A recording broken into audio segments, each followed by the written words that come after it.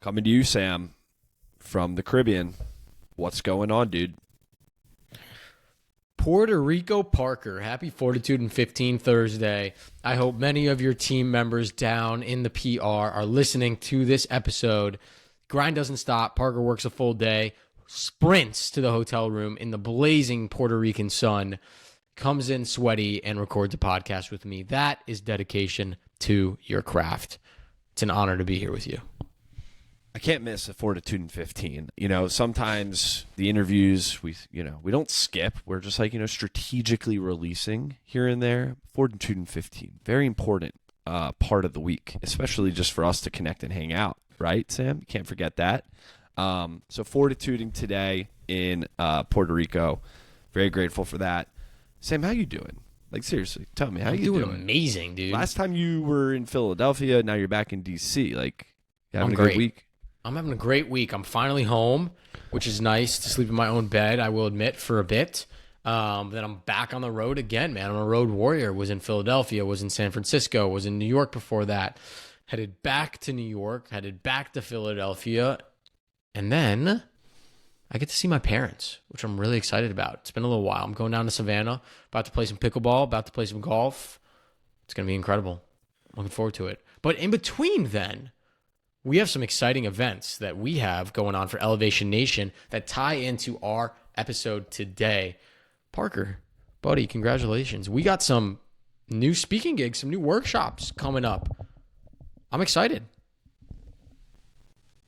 I'm very excited. It's going to be great. We got some rolling in June. We have some coming in the fall. We're continuing to elevate our speaking. We're definitely stepping outside of our comfort zone continuously to elevate those who we are fortunate to elevate in person. And I'm excited to continue to do that. But, as my source of coming across news and content, Sam, I use X, formerly known as Twitter, to do that. And I came across a great post. Formerly known as Twitter. Formerly known as Twitter. Yeah. I have to admit, some people don't know what X is, Like, I get it. Yeah. Horrible name change, but okay. Got it. I came across a tweet by Polina Pompliano. I believe I follow her. She is a author. She says she interviews the world's most successful people.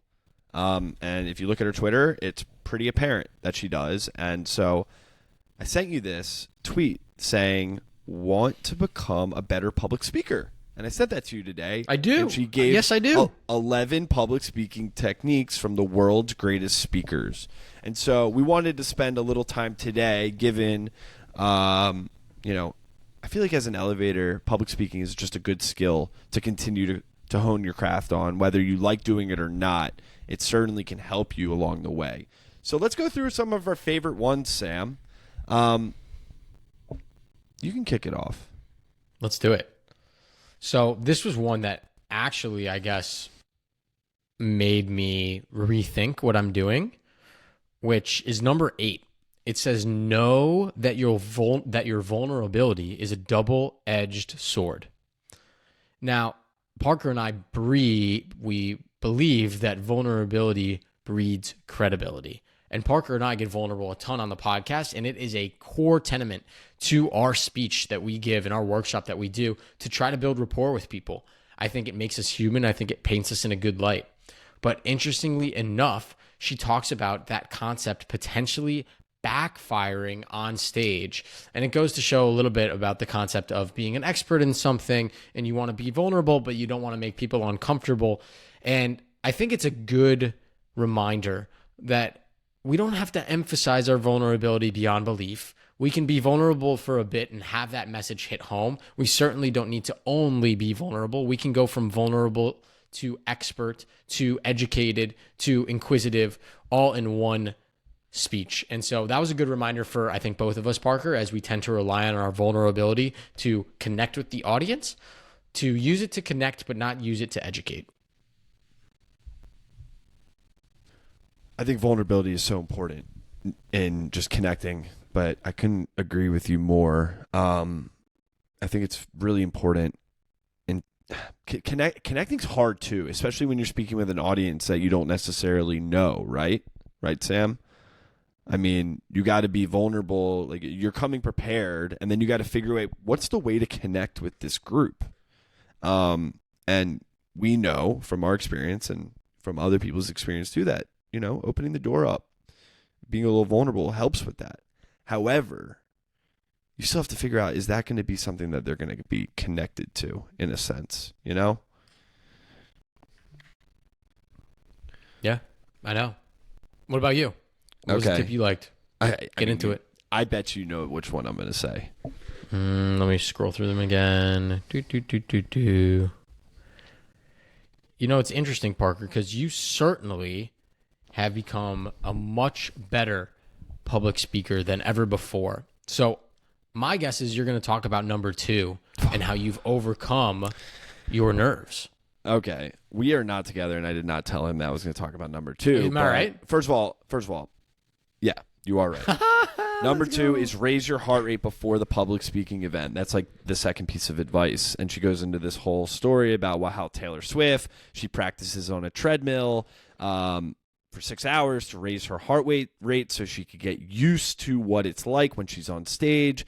And then she talks about her own experience. And then she even goes into a quote where Tony Robbins says that if he has a pretty remarkable pre-speech ritual where he jumps on a mini trampoline to get his heart rate going. And first of all, my nervousness will never go away. I've just come to agreement with myself that is who I am, and the nervousness comes because I want to do well, right? It isn't fear in a sense. It's because I care, and I want to walk out of there where I'm proud of the work and the way it went, and I'm proud to help people take something away. So that's why I get nervous. But to that point, the idea of raising your heart rate before the public speaking event makes so much sense, because it's like you got to get used to be able to sweat a little bit. You got to get used to be able to feeling a little agitated, because I know when I'm up there, dude, I'm going to feel sweating. I'm going to feel like, oh my God, you got like a gut. I mean, you're a sweaty boy. No, but your stomach is like turning a little bit. But Sam, right when I get in that groove, man, that's when the fun starts. And then you settle down a little bit. There's this moment that I see you get into your flow state, like your first couple words sometimes come out a little bit like croaky and cracked. And then about like 5 to 10 words in, Parker locks in, and it's so fun to observe. He probably doesn't even realize it. First couple words are like a little shaky, and then I think he remembers to breathe. He slows his heart rate a bit, and he just unloads. And it's fun as your best friend to watch you improve and grow that public speaking skill set. So I love that one for you. When we speak in a couple weeks, I'm going to slap you in the face to increase your heart rate right before we go out there, and I think you'll probably give your best speech ever. You good with that? Yeah, but like at the same time, I don't think there's anything. Yeah, I have no problem getting slapped in the face from my best friends. You know that. We know. But like at the same time, I think, going off the tweet or going away from the tweet is like, we think that we need to do the best. And if we don't do the best, then we've done the worst. We don't do good, or whatever good is in our mind, then we do bad. And the way I have approached my recent public speaking events with you, Sam, is that it's not up to me to determine if it's good or bad. I could think it was amazing, but if no one takes away anything, then it doesn't matter if it's good. I could think it was the worst thing ever, but everyone could think it was great. It's not up for me to determine that. And so what I have to do is be able to be prepared and show up and deliver what I think will be the best bet for how it should be run. And as a result, it might be the best ever, it might be the worst ever, but reminding myself there's also that massive in between too, that it isn't one way or the other. It's not that binary. Life is not that way because everyone has their own perspective. Everyone's going to have their own experience and their own understanding. And that's just life, dude. I respectfully disagree with that hippie bullshit, but I understand where you're coming from. What do you mean? I think that's pretty much just saying like you can feel good about whatever happens. At the end of the day, you want to give your best speech that you can give. Of course. But what I'm saying is like, when you have someone who watches a movie, not every critic is saying it was 100% on Rotten Tomatoes or 0%. Is you have a big in between because everyone perceives that movie in a different way based on their own shared experiences and the way they saw the delivery of that movie. And so what I'm saying is that when people come to our speech, there might be a lot of 99s, but there also might be 45s. You know? And so if I show up and I know I prepared and I gave my best effort, right? Then hopefully... That's all you can do, buddy. Exactly. That's all you can do. Then hopefully over time, the audience then gravitates more towards the side where you want them to go. I'm going to wrap with tip number 10. End your speech with a clear call to action.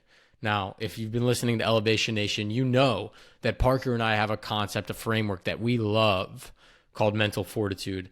And after we walk everybody through mental fortitude and understanding how it helps them conquer the real world, we help everyone craft the Elevation Nation trademark, a mental motto, a clear call to action, a clear reminder of what they've learned with us, and a clear takeaway to help them live their life to the fullest moving forward. So I love that tip. I think it is absolutely perfect to make sure that your message resonates with your audience beyond just the speech. So really interesting tweet, Parker. I'm glad you shared it with me. I'm glad we got to discuss it.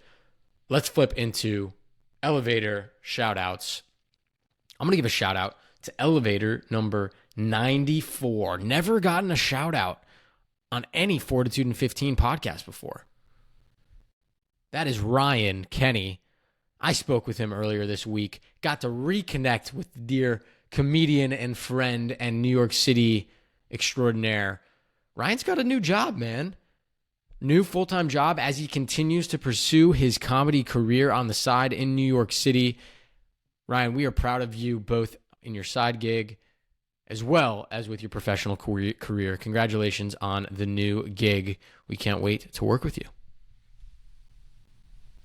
I'm going with elevator number 2, Rachel Yaffe. Rachel Yaffe, family. Got to see her at the wedding a month ago, and we just had an incredible time. She was having an incredible time. It was great hanging out with her and just catching up and seeing just her vibrant energy. And she just continues to elevate, sharing her story as she, is continuing life with cancer. But more importantly, she's inspiring so many people with that story. And man, does she have mental fortitude. We got to get Rachel back on the podcast, Sam. It's a matter of time before she comes. She's your cousin.